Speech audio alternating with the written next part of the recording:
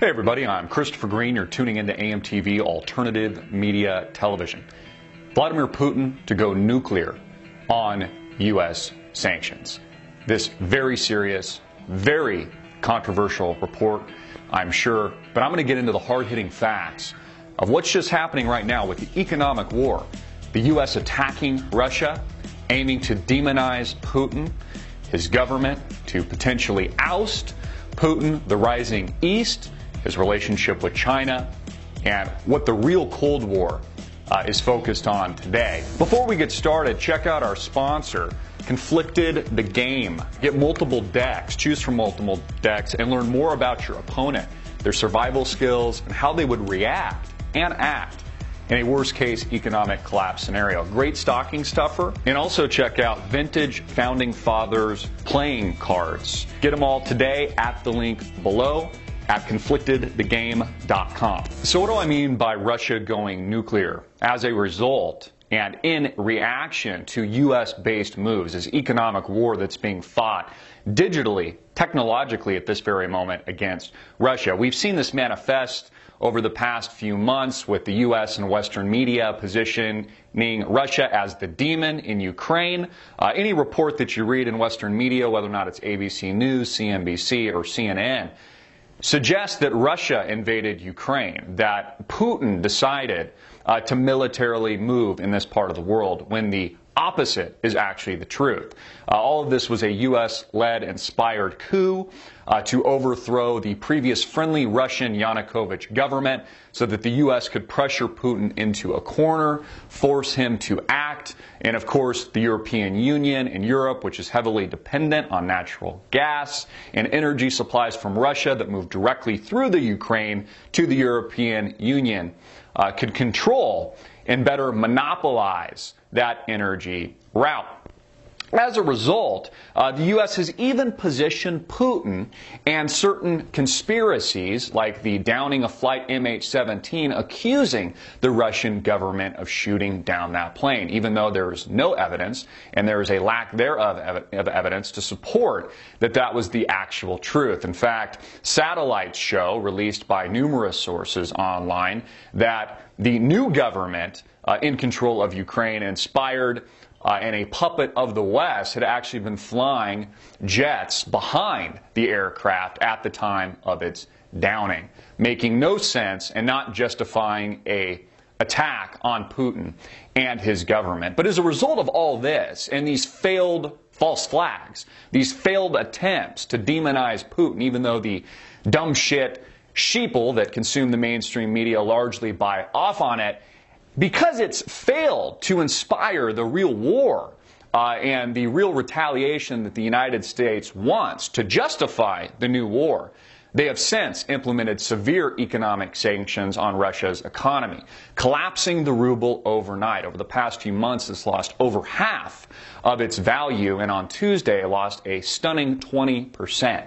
This is economic Armageddon for the Russian people, and not only is the ruble collapsing as a result of these aggressive actions by the West, but inflation is rampant, expected to hit double digits, over 10% next year. This is cataclysmic for the Russian economy, as well as the oil drop that we've seen oil crushed over recent months, surprising many analysts and Wall Street at large, aside from the insiders that are pulling the heartstrings, with an aggressive drop in WTI, Western Texas Intermediate crude, and also Brent crude, which influences geopolitical prices and really influences the prices at the pump, hitting near 60, under 60 for the first time in 5 years. This rout in oil that specifically targets the Putin government, that specifically puts pressure on Russia and enemies of the United States, including Iran and their nuclear program. Anything below $100 a barrel puts pressures on numerous countries around the world that depend largely on the oil trade. Countries like Venezuela, that oil accounts for 70%. Oil itself, 70% of its state's revenues, which is used to subsidize vast social programs in their country. Russia, I was looking at a report given by the IEA, an energy organization, accounted near 70% of Russia's economy and revenues are dependent on oil and natural gas and petroleum-related products, nearly 70% of Russia's economy. So a drop to these levels in Brent crude is truly catastrophic for this country, catastrophic for Putin, and this is exactly the intention that the West has been pushing to hopefully ouster Putin in his strengthening ties, namely with China, the rising East, taking over the petrodollar, which has largely been priced in dollars throughout many of our and most of all of our lives. All of this changing and all of this at the forefront of this economic attack. We saw the same thing before the bombing of Pearl Harbor, with Franklin Delano Roosevelt at the time imposing an oil embargo on Japan. And they responded swiftly, quickly, and violently with the bombing and attack in Honolulu, which was the precursor to the United States' entrance into World War II and the devastation of thousands and thousands of lives and countries at large. We are experiencing the same thing today, and it's exactly why Putin will respond not just militarily, but with a nuclear option. And what I mean by that is that I think Putin will hit the United States in the balls where it is weakest, at the core, structurally at the core.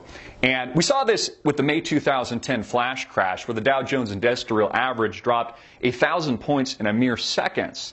It's completely unexplainable outside of the media saying that a fat finger pressed a button and there was some kind of anomaly in the market, when really it was an attack on the economic infrastructure of the system itself, whether or not that was internally a test by the U.S. government to see how markets would react, or it was an external threat coming from a rogue nation or terrorist organization. I think that in response, not only will Putin react militarily and escalate tensions, which he's only reacting to as a byproduct of U.S.-led intervention and inspired revolution in this part of the world, will also react technologically, and I think could potentially decimate U.S. stock markets with an internal attack, which could be driven by some kind of computer virus or some kind of anomaly similar to what we saw with the May 2010 flash crash. All of this an economic war. Again, Russia entirely dependent, its entire economy largely dependent on the oil trade itself, petroleum-related products, natural gas to Europe as trading partners, all of that cut off, and really being given no other options, similarly to Japan before the outbreak of World War II. They have some $400 billion currency reserves that they can use to stem the bleeding a bit for some time. They've risen interest rates to 17% from 10.5%. Compare that and contrast that to 0% interest rates here in the artificial economy that makes up the United States, and super leverage and the derivative markets here on Wall Street. They can do that for some time, but in order to really stem the bleeding, they're going to have to go nuclear. They're going to have to react with a nuclear option, militarily, and I also believe technologically. And I think that the Russian people will be behind Vladimir Putin, because I think people are waking up to the fact that it's the United States hanging on to its last semblance of economic power as it crumbles to the ground, as Rome once did, due to excessive spending, an $18 trillion plus egregious national debt, countless wars overseas that have only been continued and propagated by President Barack Obama, and just this lack of complete morals and regard for constitutional principles and values that have made America great over the past several hundred years, all corrupted structurally at the very core. And that's why if Putin is sitting on his hands at the moment thinking what he should do next, should really, and I think will, attack the United States where it's weakest. Structurally, economically, fundamentally, internally, specifically targeting Wall Street, our economic system, these QE programs, 0% interest rates. All of this could shed thousands of points in a matter of nanoseconds, based largely on computer trading and an algorithm that is the function of Wall Street today.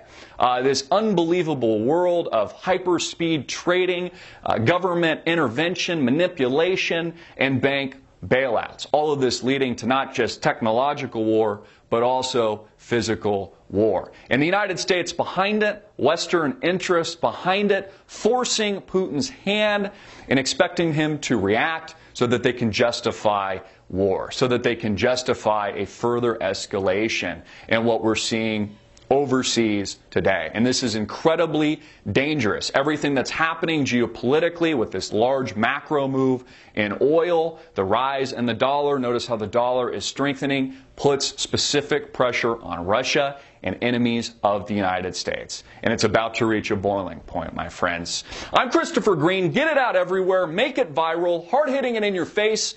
And click the link below to support our sponsor, ConflictedTheGame.com.